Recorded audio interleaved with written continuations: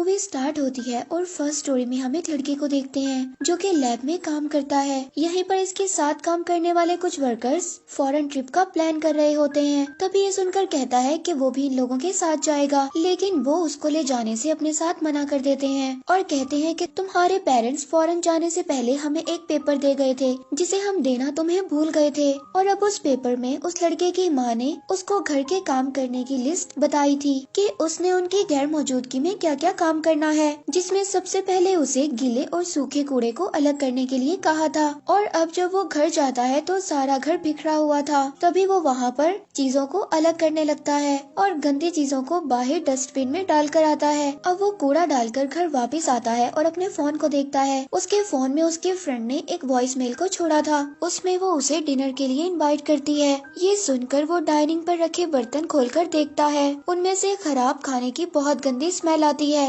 तभी वो देखता है उसमें एक एप्पल वायरस से इफेक्ट होकर पूरी तरह से खराब हो चुका था। उसे भी उस कवर में डालकर तैयार होकर बाद में अपनी फ्रेंड से मिलने के लिए निकल जाता है। और अब वो रास्ते में एक रिसाइकल बास्केट देखकर वहाँ पर उस कवर को डाल देता है। वहाँ पर सभी लोग गंदी चीजों को डाला करते थे, इसी वजह से उस एप्पल में कुछ रिएक्शन होने लगता है। और अब एक कंपनी वाले उस बास्केट को वहाँ से ले जाकर उन चीजों को रिसाइकल कर देते हैं और उस कचरे को गाय के खाने में बदल देते हैं। और अब वो चारा वहाँ पर एक गाय खाती है। तभी उस गाय का ऑनर उसको मार देता है और उसके गोश्त को एक होटल में बेच देता है। उसी होटल में वो लड़का और उसकी फ्रेंड खाना खा रहे थे। उनकी टेबल पर ही ग्रिल लगा होता है और वो उस खाने को बहुत ज्यादा एंजॉय कर रहे होते हैं और उस ग्रिल पर फ्रेश गोश्त पक रहा होता है। तभी उसकी फ्रेंड इन सब चीजों को अपने फोन में कैप्चर करती है। वो लड़का पूछता है कि तुम ये सब क्या कर रही हो। तभी वो लड़की कहती है कि मेरी लाइफ में होने वाले एक एक मोमेंट को मैं कैप्चर करती हूँ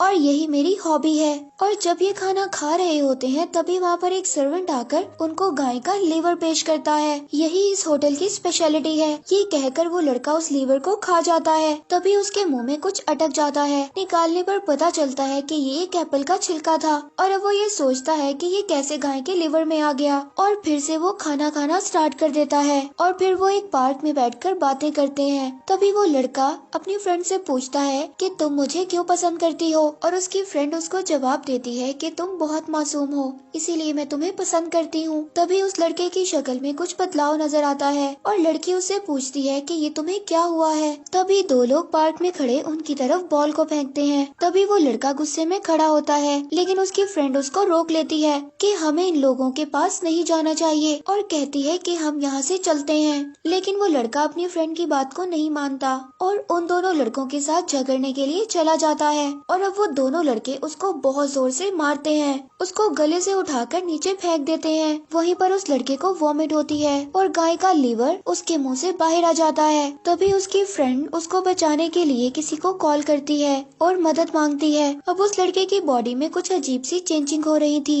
और अब वो लड़का उन दोनों लड़कों को बहुत जोर से मारने लगता है। और अब उसकी फ्रेंड ये सोचती है कि क्या ये ऐसे भी कर सकता है। और अब उसकी फ्रेंड को बहुत ज्यादा हैरानी हो रही थी उसको ऐसे देखते हुए और वो उसकी यहाँ पर तस्वीरें बनाती है और फिर वो वहाँ से भाग जाती है। अब ये लड़का अपने फ्रेंड को फोन करता है और इन सब चीजों के बारे में बताता है और उसका फ्रेंड उसको बार में आने का कहता है और यहीं पर सारी प्रॉब्लम्स को डिस्कस करने का कहता है। वो भी वहाँ पर जाने के लिए निकल जाता है। और अब इस पार्क से निकलने के बाद जिन दो लोगों को मारा था वो अजीब तरह से दूसरे लोगों के पास जाने लगते हैं। और अब वो लड़का लड़की सोचते हैं कि ये हम दोनों की तरफ क्यों आ रहे हैं। उनके पास आते ही ये दोनों ज़ॉम्बीज बनकर उन कपल को काटने लगते हैं।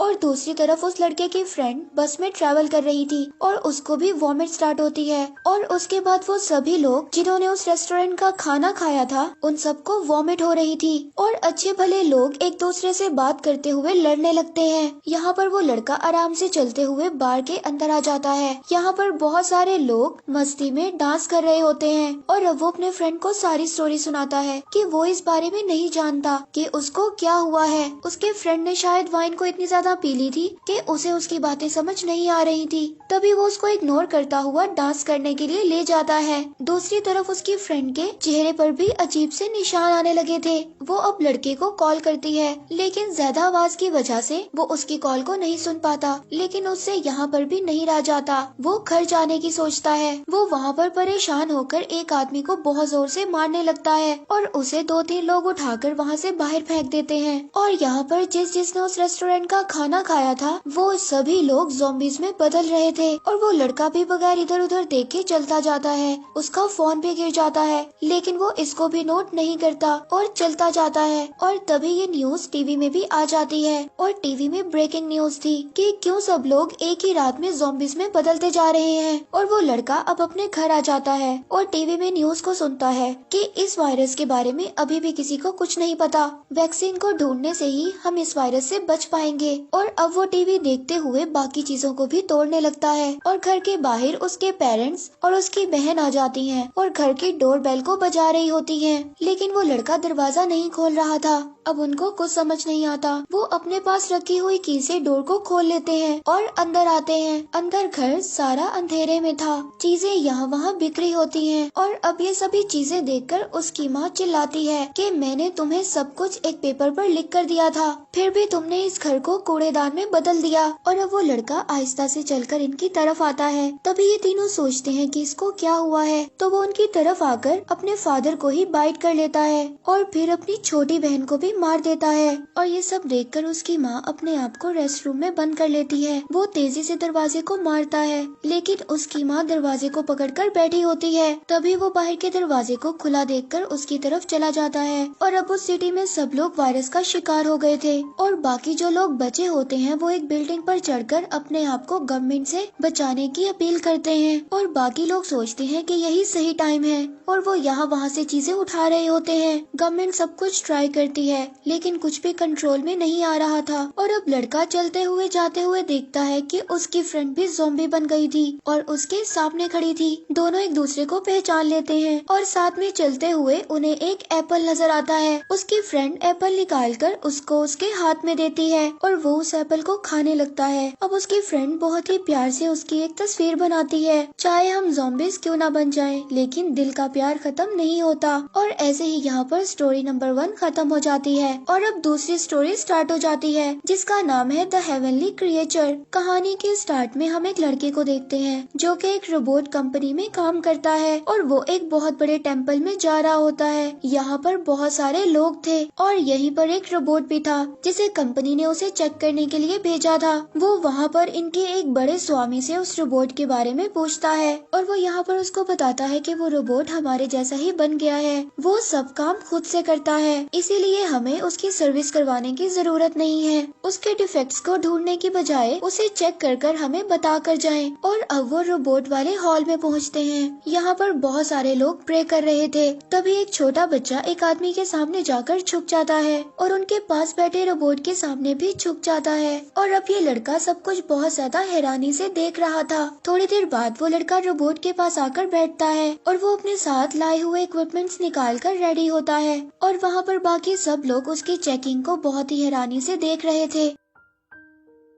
और अब इसी टेम्पल में एक लड़की भी होती है जो कि इन सब चीजों को बहुत ही हैरानी से देख रही थी। और अब लड़का रोबोट को चेक करके बोलता है कि इसमें कोई डिफेक्ट नहीं है, ये अच्छी कंडीशन में ही है। तभी रोबोट उसको कहता है कि मैं नॉर्मल हूँ, ये बात मैं जानता हूँ, लेकिन तुम टेंशन में हो। लेकिन वो लड़का उसको कहता है कि मैंने 100 से ज्यादा रोबोट्स को ठीक किया है, इसीलिए मेरे लिए इस रोबोट को ठीक करना कोई बड़ी बात नहीं है। यहाँ पर रोबोट उस लड़के को बताता है कि मुझे टेम्पल वालों ने खरीदा है और मैं यहाँ पर बिल्कुल ठीक हूँ, तो तुम्हें कंपनी वालों ने मुझे चेक करने के लिए क्यों भेजा है और यहाँ पर किसी ने भी मुझे रिपेयर करने के लिए नहीं बुलाया, तो तुम्हें कंपनी ने क्यों भेजा? अब रोबोट उस लड़के से पूछता है और अब वो ये सुनकर बहुत ज्यादा हैरान हो जाता है। और अब वो लड़का उन लोगों से कहता है कि आप सब लोग इस रोबोट को गॉड मानते हो और अगर ये सब सुनकर वो अपने आप को गॉड बोलेगा तो फिर इस रोबोट के इस डिफेक्ट को ठीक करना होगा। तभी वहाँ पर एक आदमी उस लड़के से सॉरी बोलता है और कहता है कि शायद हमें ये लगा था कि आप इस रोबोट को देखकर खुश होंगे, लेकिन आपको बहुत ज्यादा गुस्सा आ गया। अगर हमें इस बारे में पता होता तो हम आपको कभी ना बोलते। लेकिन तभी वो लड़की उस लड़के से कहती है कि आप सब समझने की कोशिश करें और एक बार फिर इस रिपोर्ट को चेक करें। अब वो सोचता है कि शायद ये लड़की पागल है या फिर मुझे पागल कर रही है।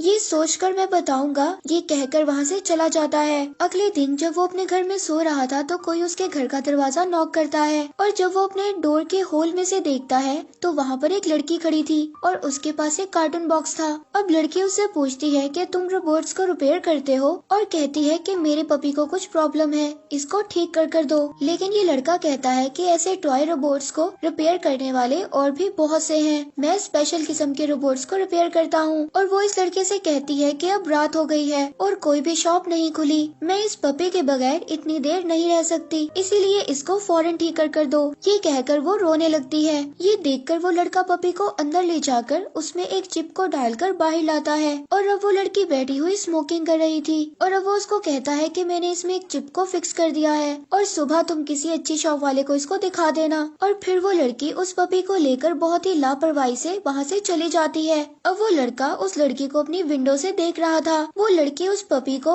अपार्टमेंट के एक डस्टबिन में फेंक कर वहाँ से चली जाती है। अब वो लड़का टीवी देख रहा था, तभी उसको एक फोन कॉल आती है जो कि उसकी कंपनी से थी। अब उसकी कंपनी वाले उस रोबोट के बारे में पूछते हैं जो कि उसने टेम्पल में चेक किया था। तभी वो लड़का उनको कहता है कि उस रोबोट को चेक करने के बाद में अभी तक कोई डिसीजन तक नहीं पहुंचा। और फिर अगले दिन वो रोबोट एक कमरे में बैठा था। तभी वो लड़की उसके कमरे के बाहर फिर रही होती है। वो रोबोट उसको कमरे के अंदर बुलाता है और उससे उसकी परेशानी का पूछता है। वो लड़की कहती है कि वो सब लोग तुम्हें सिर्फ एक रोबोट की नजर से देखते हैं, लेकिन तुम हमारे गॉड की तरह हो। तभी वो रोबोट उसको एक गाड़ी दिखाता है और पूछता है कि ये क्या है। वो लड़की उसको बताती है कि ये एक गाड़ी है और फिर अपना हाथ दिखाता है और पूछता है कि ये क्या है। वो लड़की उसको जवाब देती है कि ये तुम्हारा हाथ है। तभी वो उस हाथ को निकाल कर नीचे रख देता है और उस हाथ में टाइम चल रहा होता है। और अब वो ये इसको कहता है कि हाथ देखने वालों को हाथ और गाड़ी देखने वालों को ये गाड़ी, और जैसे ही तुम मुझे गॉड जैसा देखती हो तो वो लोग मुझे रोबोट जैसा देखते हैं। दोनों अपनी अपनी जगह पर सही है, इसमें उदास होने वाली कोई बात नहीं है। ये बात बोलकर अब वो उस लड़की को समझाता है। अब उस कंपनी के बॉस और कुछ सेक्रेटरी और कुछ मेंबर्स उस रोबोट को चेक करने के लिए उस टेम्पल में आते हैं,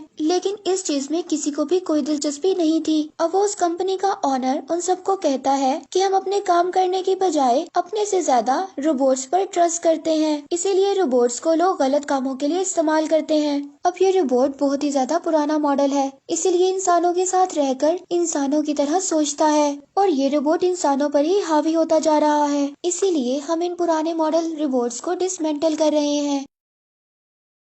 वहाँ के सभी लोग बहुत ज्यादा इनसे आर्ग्यू करते हैं और अब उस कंपनी का ऑनर कहता है कि आप लोगों ने पैसों से जरूर इस रोबोट को खरीदा है, लेकिन बनाया इसे हमारी कंपनी ने है और बनाने वाले को ही मिटाने का हक होता है। अब वो लड़का उस रोबोट के सामने आकर खड़ा हो जाता है और अपने कंपनी के मेंबर से कहता है कि इस रोबोट को डिसमेंटल मत करें, लेकिन वो लोग उसको मारकर धक्का दे देते हैं। लेकिन रोबोट दोनों मारने वाले गार्ड्स को मार देता है। फिर रोबोट उन सबसे बात करता है। अब रोबोट इन सबसे कहता है कि मैं इन सबको मारकर यहाँ से भगा सकता हूँ, कि इंसान अपने सामने जैसे ही जिन चीजों को देखते हैं वैसे ही सीखते हैं और रोबोट्स भी ऐसे ही हैं। अगर आप अच्छे हो तो कोई भी हम बुरे काम को नहीं सीख सकते, गलत सोच आप ही से शुरू होती है। अगर डिसमेंटल ही करना है तो सबसे पहले इंसानों को डिसमेंटल करना होगा और मुझे इतना ज्यादा जीना जरूरी नहीं है। और अब वो उनके गॉड के स्टैचू के सामने बैठकर अपने आप को टर्मिनेट कर देता है और अब वो लड़का उसके पास जाकर चेक करता है तो उसकी सभी लाइट्स ऑफ होती हैं। उसने खुद ही अपनी कहानी को खत्म कर लिया था। वो ये बात समझ जाता है। ये देखकर वहाँ के सभी लोग बहुत ज्यादा उदास हो जाते हैं। इसके बाद वो घर आता है और उसी डस्टबिन से उस पपी को निकालता है जो उस लड़की ने फेंक दिया था।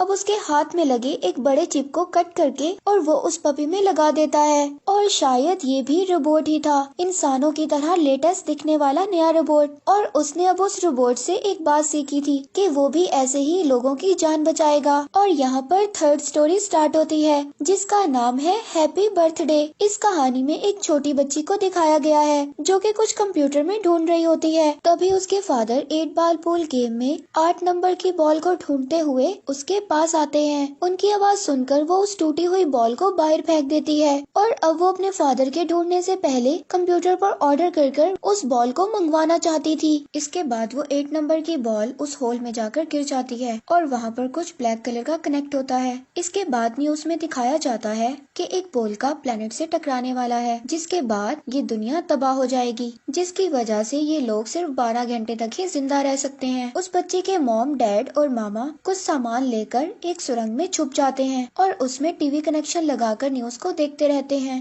उस सुरंग में वो अपनी जरूरत के कुछ पौधे भी संभाल कर रखते हैं, जिनको वो दुनिया खत्म होने के बाद दोबारा से उगा सकें। उस जगह पर पावर कनेक्शन नहीं थी, इसलिए वो एक साइकिल चलाकर पावर कनेक्शन पैदा करते हैं और टीवी न्यूज पर टाइमर चल रहा था। अब ये देखकर वो छोटी बच्ची चैनल को बदल देती है। वो चैनल्स को बदलती रहती है और बोर हो रही थी। दूसरी तरफ उसके पेरेंट्स 8 बॉल पूल गेम को खेल रहे थे और अब वो छोटी बच्ची जोर जोर से रोने लगती है और वो तीनों उससे पूछते हैं कि क्या हुआ। वो बच्ची उन तीनों को बताती है जो टीवी में दिखाया जा रहा है वो 8 नंबर बॉल की तरह है और शायद जिसका उसने ऑर्डर प्लेस किया था। ये सुनकर सब उसको अजीब तरह से देखते हैं। इसके बाद वो जाकर अपने कंप्यूटर को चेक करती है और अब वो कहती है वो पोल्का जो प्लेनेट से टकराने वाला है उसको मैंने ही ऑर्डर किया था। लेकिन सभी कहते हैं कि तुम बहुत डरी हुई हो, इसलिए ऐसी बातें कर रही हो। हम चारों बहुत ही ज्यादा सेफ हैं, हमें कुछ भी नहीं होगा, तुम डरो मत। लेकिन वो कहती है कि आप लोग मेरी बात का यकीन करें, उस ऑर्डर को प्लेस मैंने ही किया था।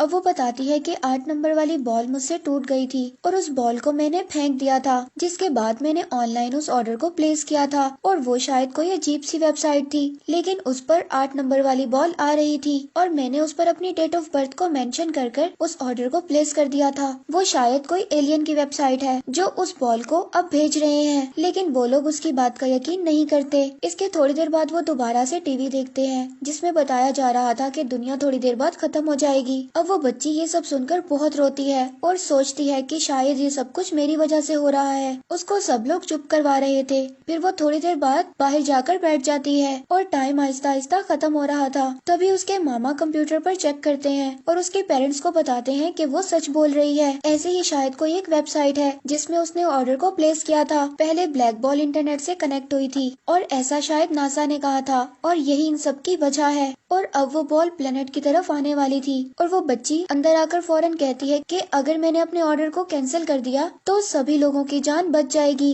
तभी करंट कट हो जाता है। उसके पेरेंट्स करंट के लिए साइकिल को दोबारा से चलाते हैं और जब कंप्यूटर ऑन होता है तो साथ ही वो उस वेबसाइट को ढूंढने लग जाते हैं और बॉल को दुनिया से टकराने में सिर्फ 7 मिनट बाकी थे। वो और उसके फादर उस वेबसाइट को बहुत मुश्किल से ढूंढते हैं और उसको वहाँ पर स्टॉप कर देते हैं। पोल का एक जगह पर आकर रुक जाता है। फिर यस या नो के बटन को क्लिक करना होता है, पर उसकी मॉम साइकिल चलाकर बहुत ज्यादा टायर्ड हो गई थी, इसलिए वो नीचे गिर जाती हैं, जिससे पावर कम होने लगती है और अब वो जल्दबाजी में एक गलत बटन को दबा देती है। 7 मिनट का काउंटडाउन कम होकर 2 मिनट का हो जाता है और अब कुछ नहीं हो सकता। सब उसको बर्थडे विश करते हैं और बॉल प्लेनेट से टकरा जाती है। इसके बाद हमें 10 साल बाद दिखाया जाता है। उस सुरंग में सभी सो रहे होते हैं और वहाँ पर जो पौधे थे वो बड़े हो जाते हैं और उन पर फल लग जाते हैं और वो छोटी बच्ची बड़ी हो जाती है और जब वो सोकर उठती है तो वहाँ पर अर्थक्वेक आता है। सब लोग डर जाते हैं और दरवाजा टूट जाता है। दरवाजा टूटने की वजह से यहाँ पर सूरज की किरणें नजर आने लगती हैं और अब वो आहिस्ता आहिस्ता स्टेप्स चढ़कर बाहर आती है। वहाँ पर उसको एक एलियन दिखाई देता है। उसके हाथ में उसकी डेट ऑफ बर्थ होती है